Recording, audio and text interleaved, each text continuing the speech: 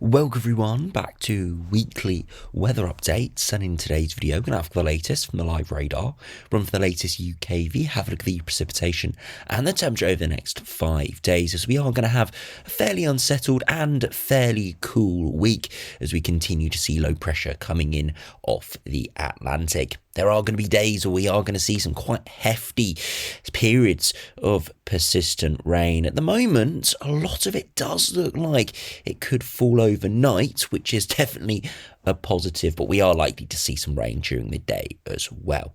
Temperatures, of course, will be cooler with the increased cloud and rain, and generally the air masses off the Atlantic are, of course, a bit colder than if they were from the south or southeast this time of year. So a little bit of a cooler pattern throughout the next few days.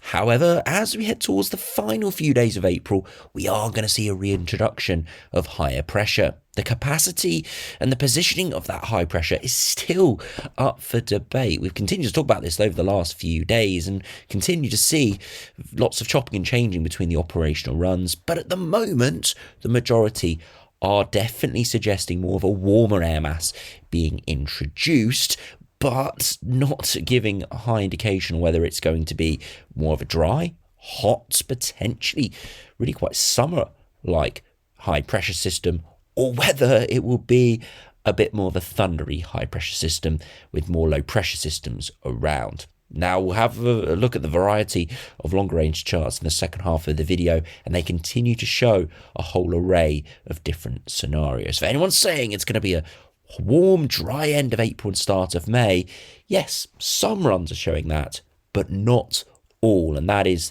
the most important thing. So of course we'll check that out in the second half of the video.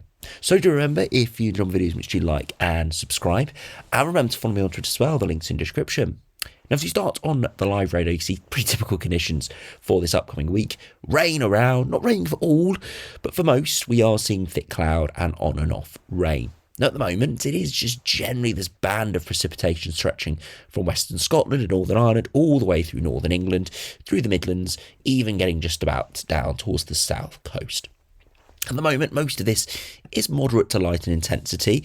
You can't really see too much in the way of yellows or reds in here, so nothing too torrential, but it is persistent. So, rainfall totals are going to tot up, and just fortunately, it's been a fairly dry spring so far, so not going to cause any issues, but just a little bit of a miserable bank holiday Monday, unfortunately.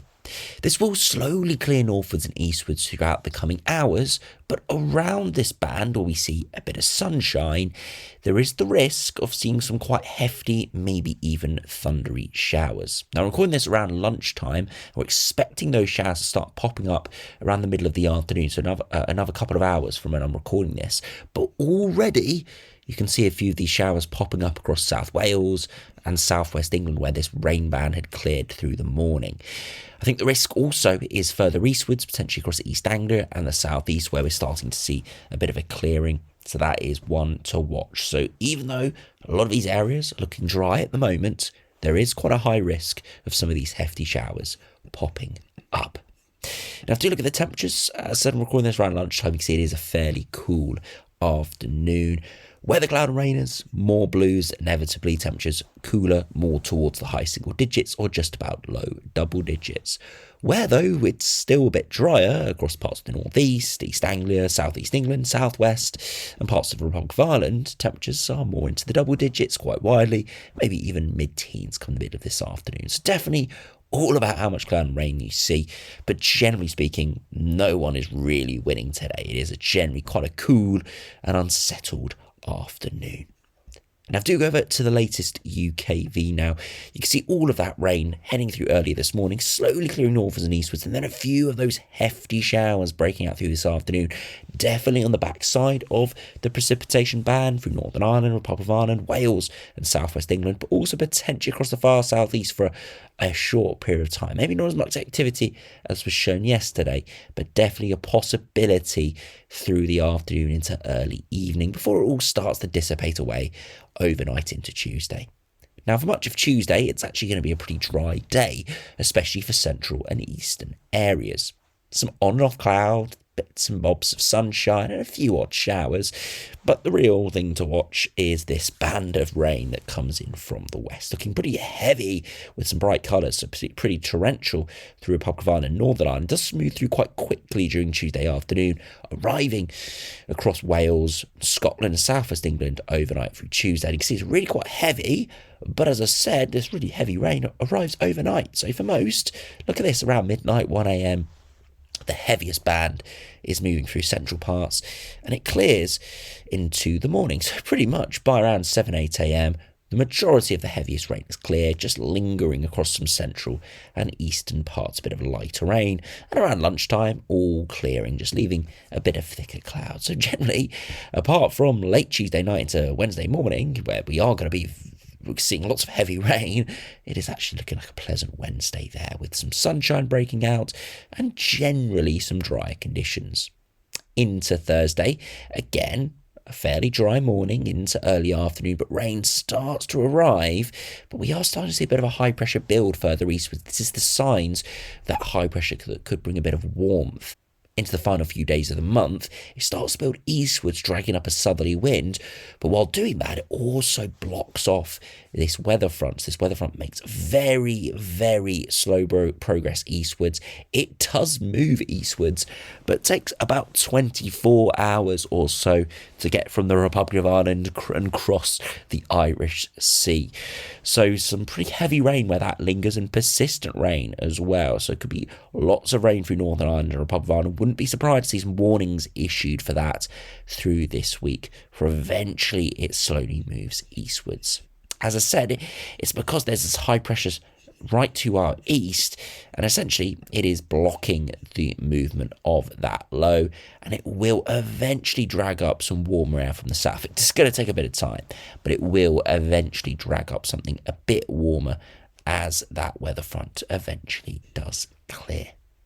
Now, if you look at the 2 meter temperatures, it's not going to be particularly remarkable this week, if we're being completely honest. You could see bank holiday Monday into the afternoon, 15, 16, where we avoid the heaviest rain, but under the persistent rain, high single digits, maybe double digits at best. So, to be honest, pretty disappointing. As we progress into Tuesday, pretty cold morning and into the afternoon, where we see a bit of sunshine and some dry conditions. Actually not too bad, 16 to 18, so getting up towards average for the time of year. Progressively into Wednesday, of course, not going to be too cold overnight, as we have thick cloud and heavy rain. It will hold those temperatures up a little bit, but by the afternoon, temperatures not doing too great, especially in the east, low double digits, where we've got a bit of the lingering cloud and rain. Further westwards, a little bit warmer, but still nothing too remarkable. Into Thursday, a similar story, mid-teens for most, and finally into Friday, again, very similar mid-teens. And it's all because the upper air temperatures aren't actually too warm. They're hovering around average, maybe even below average at times, and it means that it's almost impossible to see anything too warm, even with the best of the sunshine. So a fairly cool and generally spring-like week coming up in terms of those temperatures. Nothing that's too resemblance of winter, but nothing too resemblance of summer either. We are getting to the time of year where we can see some proper summer temperatures into the mid-20s. But we're not seeing that right now. The possibility, though, does come in perhaps into the next couple of weeks.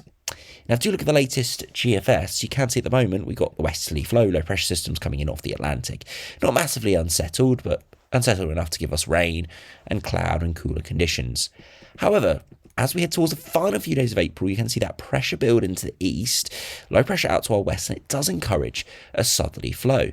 Now, this GFS run does push in some warm air, but nothing too remarkable, and that's because the high pressure is never strong enough to hold off the Atlantic flow. So the pressure builds across Europe, but never fully across the UK. There are afternoons and days where it is generally high pressure dominated, but it's not hanging around for long periods of time.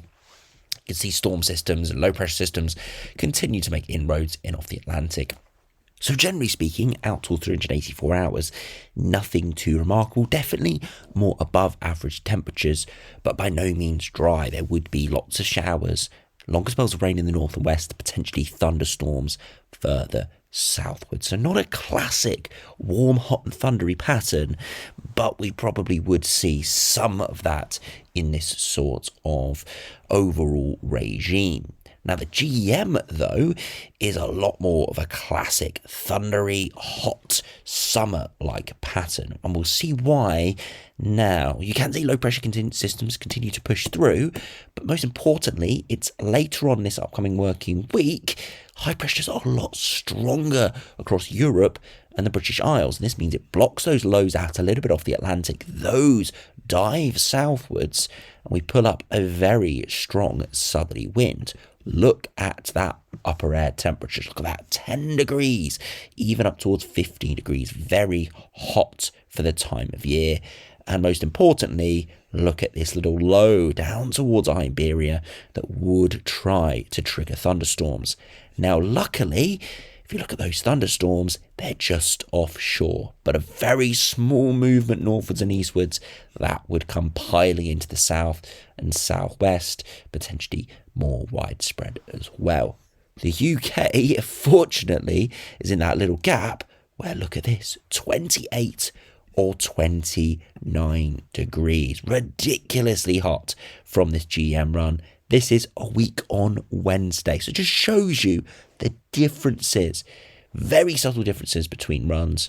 In the positioning of the high makes all the difference. If we actually just go back to this GFS run and have a look at next Wednesday afternoon, just simply for comparison, this is, you can see here, Wednesday 30th of April, into the middle of the afternoon, at midday, 15 or 16 degrees. So around a 13 degree temperature shift, and that's all due to that high towards our south and east just being a little bit weaker, allowing the Atlantic to have more of an influence, cooler air masses drifting in from the west instead of the south. So you can see here why there is so much uncertainty. If you just looked at that GM run in isolation, you'd be saying, here we go, hot, early summer pattern. But if you looked at this GFS, you'd say a bit more of the same. So this is why there are headaches, and this is why I definitely say do be sceptical when you see some headlines and they say insanely hot pattern to come, because there is this discrepancies between the runs.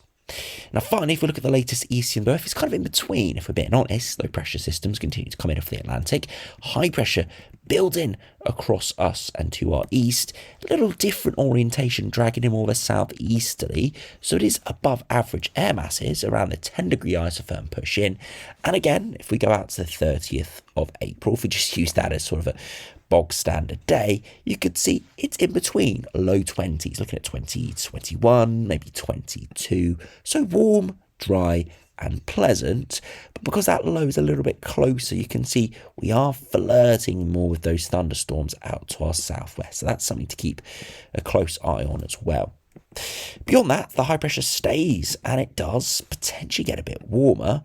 But then look what happens after that. The high pressure migrates westwards, and the eastern earth has definitely been suggesting this over the past few days. If you saw yesterday's video, we saw complete opposite of what the GEM was showing. With high pressure to our east, it was to our west from the eastern earth yesterday, and it showed an Arctic low arriving, very cold, into early May. And that's still a possibility, as you can see here from the eastern OF. Not an Arctic low pushing in, not proper blues coming in from the North Pole, but a northeasterly wind, and it would turn much, much colder here, potentially overnight frosts if we do zoom in. You can see temperatures down into the mid-single digits, even low single digits, and by the afternoon, struggling around the low teens. And again, that doesn't sound terrible, but we are looking at early May here, so that is pretty disappointing indeed. So yes, lots of differing scenarios over the next couple of weeks. The hot and thundery patterns are definitely there, potentially you could argue are favourable. But at the same time, it's not the whole picture. There are runs like the GFS, like the Eastern OF today, like the Eastern OF yesterday, that are not only showing more of an average pattern or a bit of a mixing and matching of all the patterns, but potentially even a cold outcome as well.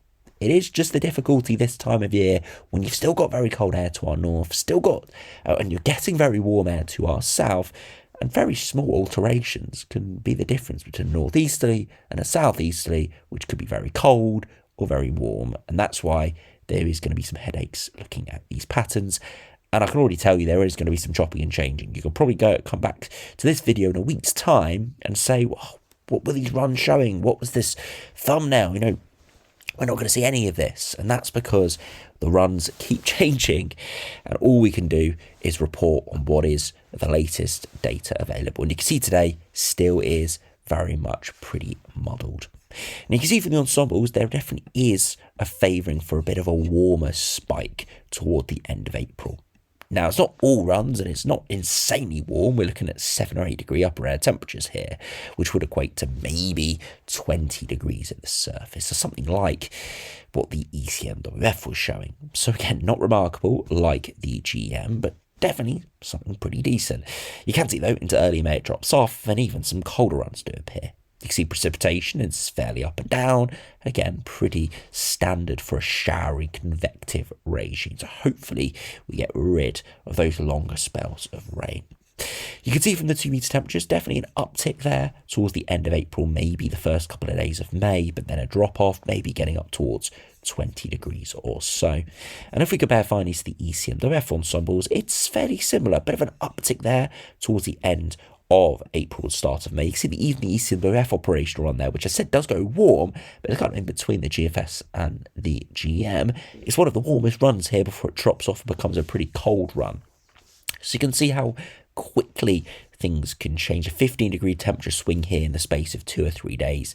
So yeah, definitely could be some real contrasting conditions, but definitely a favouring sort for some warmer air masses. Just what capacity, how intense and how unsettled, still up for debate. You can see there is quite a few precipitation spikes here, again down to convection. And I do just want to check out the GEM run just to show you how that GEM run wasn't completely abnormal. It wasn't completely out of the ordinary, but it was definitely one of the warmest runs within its ensemble suite. And you can see the ensemble suite here is a lot warmer than the GFS and the ECMWF. So definitely GEM and its ensembles definitely on board with something pretty hot and warm to end April and start May. But again, don't want to be too overboard. Going to remain as skeptical of this, just because there is a possibility that it doesn't come off at all. There is a real possibility that we do see something a little bit moderated, like the GFS or the ECMWF. That is generally how these things play out. They normally do moderate near the time, but again, we can't ignore the GM. Definitely suggesting something quite out there, quite unusual there. A good 10 to maybe 15 degrees above average as we do head towards the end of April. So anyway, thanks for watching. Hope you enjoyed. I'll make sure to keep you updated over the next few days. Again, will be a very interesting watch, as there is the risk of seeing some proper hot summer-like conditions, but equally we could just see something more average. So yeah, we'll have to wait and see. But I'll see you again for another video soon.